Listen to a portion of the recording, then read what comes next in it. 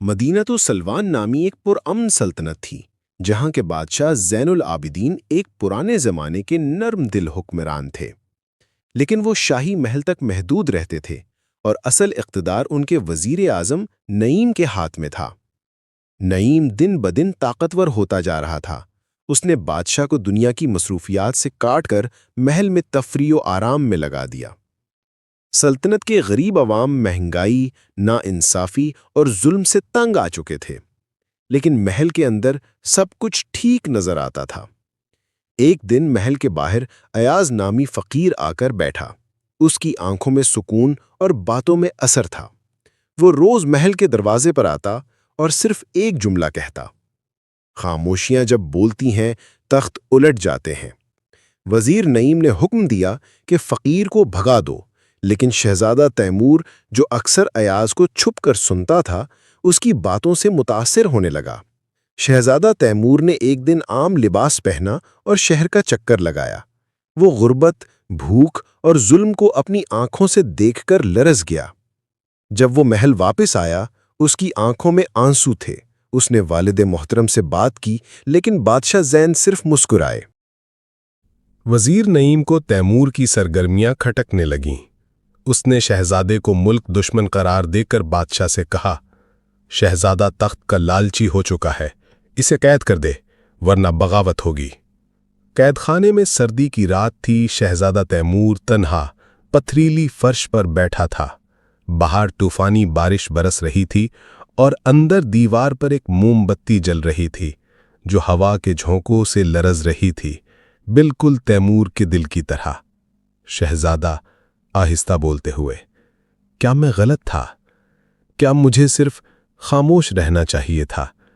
کیا سچ کا ساتھ دینا جرم تھا؟ اچانک دروازے کے نیچے سے ایک کاغذ کا ٹکڑا اندر پھینٹا گیا۔ تیمور نے چونک کر اٹھایا۔ کاغذ پر لکھا تھا: سچ بولنے والے تنہا ہو سکتے ہیں لیکن کمزور نہیں۔ ہم جاگ چکے ہیں، انقلاب قریب ہے۔ شہزادے کی آنکھیں بھر آئیں۔ وہ جان گیا کہ باہر خاموشی ٹوٹنے کو ہے۔ اسی لمحے دور کہیں ایاز فقیر کی آواز گونجی: محل کی دیواروں میں جب پہلی دراڑ آتی ہے تو وہ آواز نہیں کرتی، لیکن وہ تخت کو جڑ سے ہلا دیتی ہے۔ اب فقیر ایاز نے لوگوں کو جگانا شروع کیا۔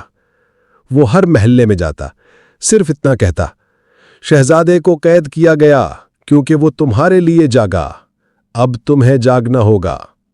شہر کے در و دیوار، بازار، مساجد، سب پر خاموش انقلاب کی سرگوشی ہونے لگی۔ عوام نے آپس میں خفیہ رابطے شروع کیے۔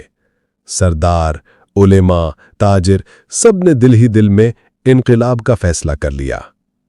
یہ منظر اس وقت کا تھا جب ہزاروں عوام محل کے باہر جمع ہیں، مشعلیں جل رہی ہیں، نعرے خاموش مگر گونجدار ہیں: ہمیں انصاف چاہیے، ہمارا شہزادہ رہا کرو کی صدائیں بلند ہیں۔ محل کی بالکنی میں بادشاہ زین العابدین کھڑا ہے، سر پر شاہی تاج، کندھوں پر ریشمی لباس، لیکن چہرے پر حیرت اور پریشانی۔ بادشاہ دل میں سوچتے ہوئے: اور اب میرا بیٹا، میرا وارث، میرے ہی دستخط سے قید ہے۔ واپسی اور اعلان۔ بادشاہ دوڑا، دروازہ کھولا، بالکونی پر واپس آیا۔ سب کی نظریں اس پر تھیں۔ پہلی بار اس کی آواز بلند ہوئی لیکن لرزتی ہوئی: بادشاہ زین العابدین، آج میں اپنے آپ کو معاف نہیں کرتا۔ آج میں تخت نہیں، خدمت کو چن رہا ہوں۔ شہزادہ تیمور کو رہا کیا جائے اور یہ سلطنت اب انصاف کی روشنی میں چلے گی، ظلم کی تاریکی میں نہیں۔ منظر کا اختتام۔ لوگوں نے آنکھوں میں آنسو لیے خاموشی سے سر جھکا دیے، لیکن وہ خاموشی اس بار محبت کی تھی، بغاوت کی نہیں۔ نیچے فقیر ایاز ایک درخت کے نیچے بیٹھا مسکرا رہا تھا۔